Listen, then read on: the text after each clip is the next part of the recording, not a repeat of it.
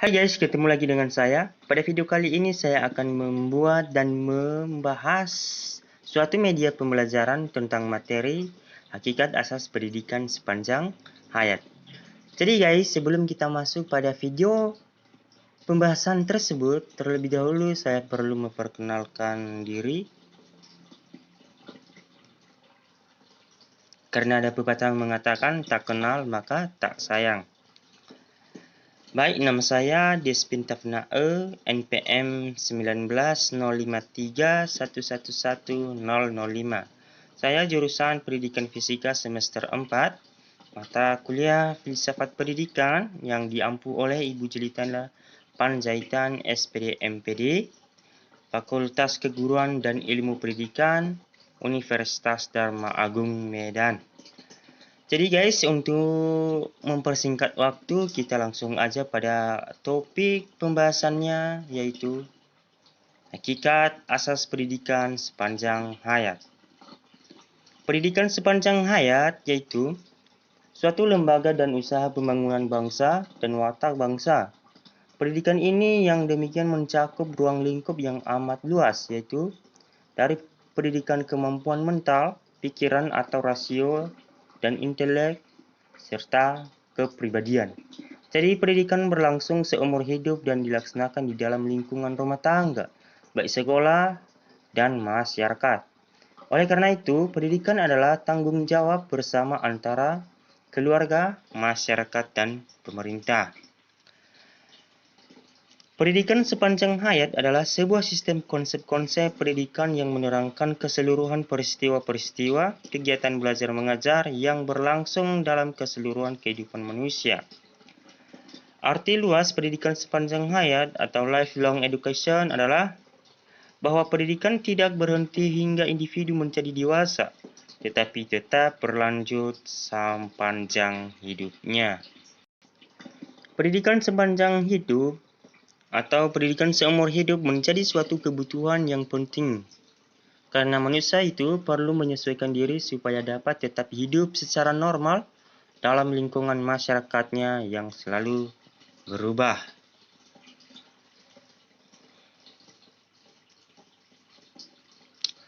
Selanjutnya yaitu tinjauan dasar pikiran pendidikan sepanjang hayat. Dasar pikiran pendidikan sepanjang hayat yaitu pertama, tinjauan ideologis. Tinjauan ideologis adalah semua manusia dilahirkan sama dan mempunyai hak yang sama, khususnya hak untuk memperoleh pendidikan dan meningkatkan pengetahuannya dan keterampilannya. Yang kedua yaitu tinjauan ekonomis. Tinjauan ekonomis yaitu salah satu cara keluar dari lingkaran dan kemelaratan ialah dengan pendidikan seumur hidup. Yang ketiga yaitu tinjauan sosiologis, yaitu salah satu masalah pendidikan di negara berkembang adalah pemborosan pendidikan yang disebabkan oleh sebagian orang tua. Orang menyadari pentingnya pendidikan ini, putus sekolah. Oleh karena pemborosan itu dapat berakibat tambahnya jumlah buta huruf, bahkan tidak di sekolah sama sekali. Keempat yaitu tinjauan politis. Tinjauan politis yaitu di mana seluruh warga negara wajib menyadari hak dan kewajiban di samping memahami fungsi pemerintah. Yang kelima yaitu tinjauan teknologis. Tinjauan teknologis yaitu dengan majunya ilmu pengetahuan dan teknologi, para pemimpin, teknisi, guru, dan sarjana dari berbagai disiplin ilmu harus senantiasa menyesuaikan perkembangan ilmu dan teknologi terus-menerus yang berkembang saat ini untuk menambah cakrawala pengetahuan di samping keterampilan tersebut. Yang terakhir yaitu tinjauan psikologis dan pedagogis. Tinjauan psikologis dan pedagogis yaitu di mana perkembangan ilmu pengetahuan dan teknologi berpengaruh besar terhadap pendidikan khususnya dalam konsep dan teknik penyampaiannya. Oleh karena itu, perkembangan ilmu dan teknologi makin luas dan kompleks, maka tidak mungkin segalanya itu dapat diajarkan kepada anak sekolah. Oke, Selanjutnya,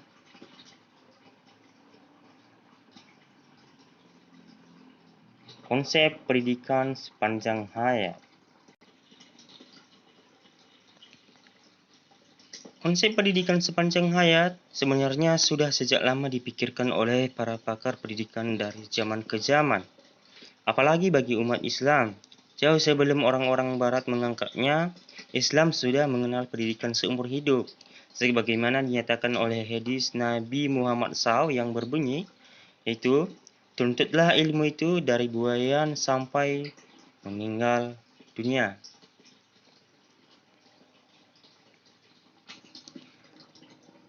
Asas pendidikan seumur hidup.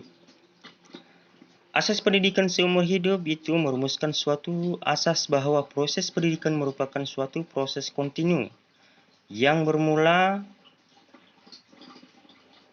sejak seseorang dilahirkan hingga meninggal dunia. Proses ini pendidikan yang mencakup untuk bentuk belajar formal maupun informal, baik yang berlangsung dalam keluarga, di sekolah, dalam pekerjaan, dan dalam kehidupan masyarakat.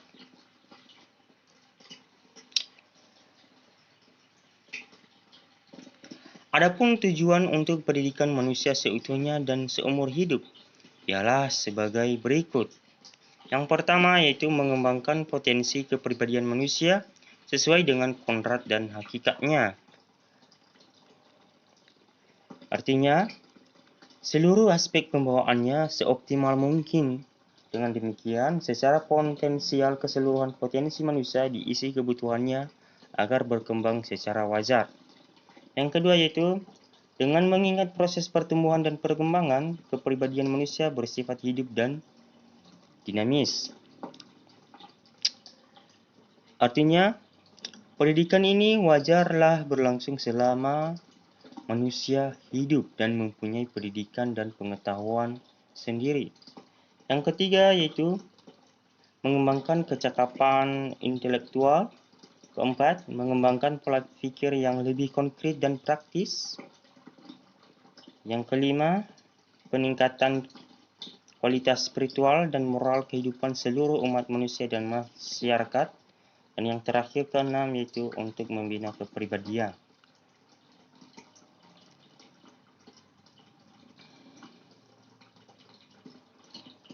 Seterusnya yaitu hakikat pendidikan sepanjang hayat. Pertama yaitu pendidikan sepanjang hayat atau lifelong education di dalam kehidupan manusia memiliki arti penting dalam upaya memenuhi kebutuhan belajar dan kebutuhan pendidikan. Yang kedua yaitu tujuan pendidikan sepanjang hayat adalah tidak sekedar untuk adanya perubahan melainkan pula untuk tercapainya kepuasan diri dari pihak yang melakukannya. Yang ketiga yaitu fungsi pendidikan sepanjang hayat adalah sebagai kekuatan untuk memotivasi bagi peserta didik agar ia dapat melakukan kegiatan belajar berdasarkan dorongan dan arahan dari dirinya sendiri atau self-direction learning dengan cara berpikir dan berbuat di dalam dan terhadap dunia kehidupannya.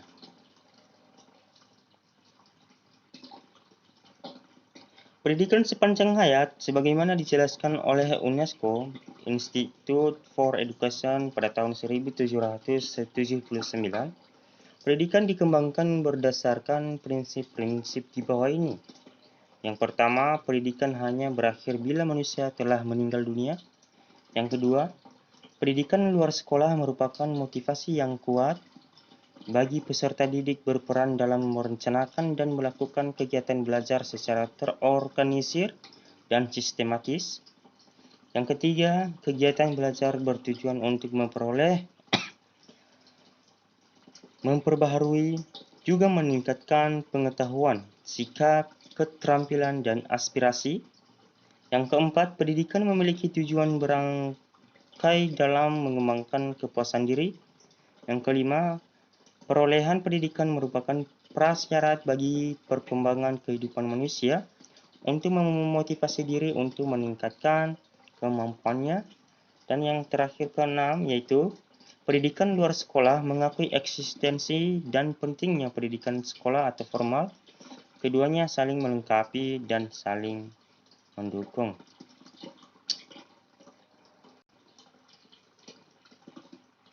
Program-program pendidikan sepanjang hayat. Pendidikan sepanjang hayat dapat dijabarkan dalam program-program pendidikan di sekolah dan pendidikan di luar sekolah.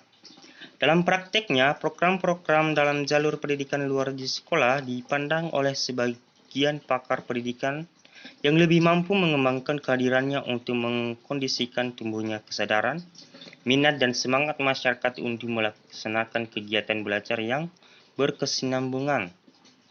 Misalnya seperti kursus menjahit atau kursus memasak, penyuluhan KB2 anak cukup, lembaga bimbingan belajar atau sering disingkat dengan LBB, dan terakhir LSM. Dengan berbagai pilihan kegiatan belajar tersebut, masyarakat diharapkan dapat terlibat secara langsung dalam proses pendidikan sepanjang hayat yang berfungsi untuk, yang pertama, upaya peningkatan taraf hidup keluarga. Yang kedua, memperluas lapangan pendidikan atau pekerjaan untuk mengurangi angka pengangguran. Yang ketiga, mengurangi angka buta huruf dalam negara berkembang. Dan yang terakhir bagian D, mengikut sertakan masyarakat untuk hidup bersosialisasi.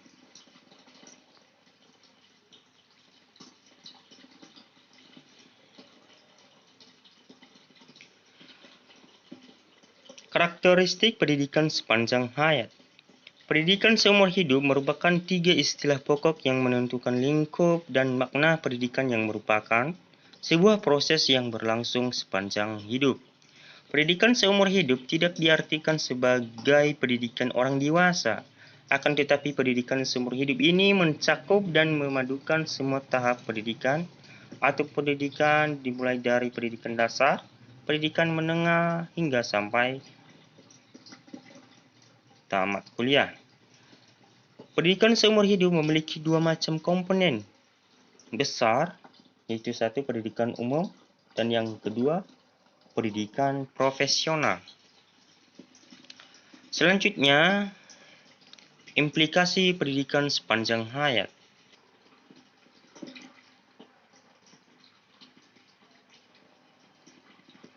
Implikasi pendidikan sepanjang hayat di sini diartikan sebagai akibat langsung oleh konsekuensi dari suatu keputusan. Penerapan pendidikan sepanjang hayat pada isi program pendidikan dan sasaran pendidikan di masyarakat mengandung kemungkinan yang luas dan bervariasi. Implikasi pendidikan sepanjang hayat terbagi 2, yaitu bagian A, implikasi pada program pendidikan, di mana implikasi pada program pendidikan ini yaitu 1. Pendidikan baca tulis, 2. Pendidikan kejuruan, 3. Pendidikan profesional, 4. Pendidikan ke arah perubahan dan pengembangan, 5. Pendidikan kewarganegaraan dan kedewasaan politik, 6. Pendidikan kultural dan pengisian waktu luang.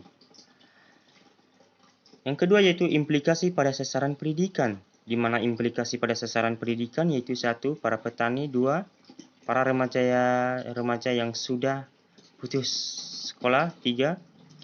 Para pekerja yang berketerampilan, 4. Para teknisi dan golongan profesional, 5. Para pemimpin masyarakat, 6. Para anggota masyarakat yang sudah tua.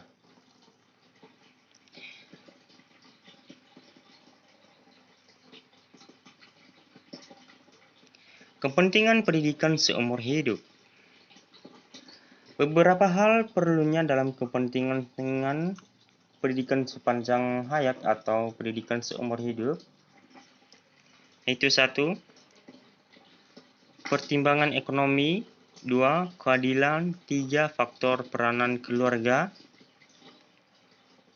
4. Faktor perubahan peranan sosial, 5. Perubahan teknologi, 6. Faktor-faktor vokasional, 7. Kebutuhan-kebutuhan orang dewasa, ke-8 kebutuhan anak-anak, dan ke-9 strategi pendidikan sepanjang hayat. Selanjutnya yaitu strategi pendidikan sepanjang hayat.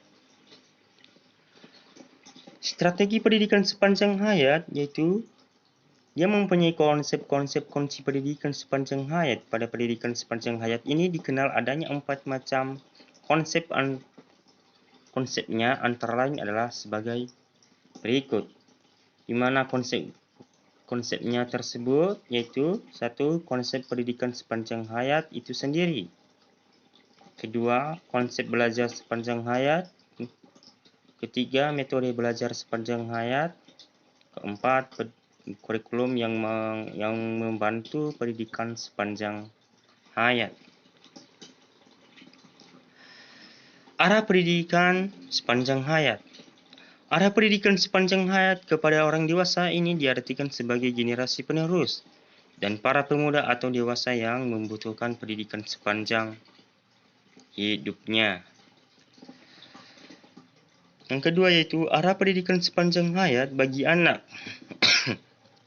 adalah merupakan sisi lain yang perlu memperoleh perhatian dan pemenuhan karena anak akan menjadi tempat awal bagi orang dewasa.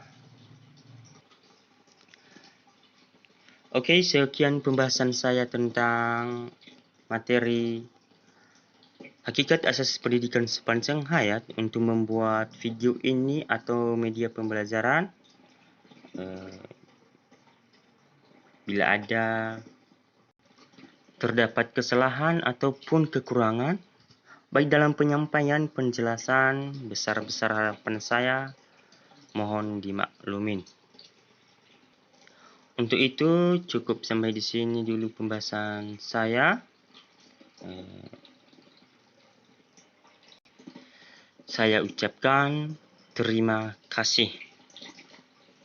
Salam sehat, salam pendidikan. Terima kasih.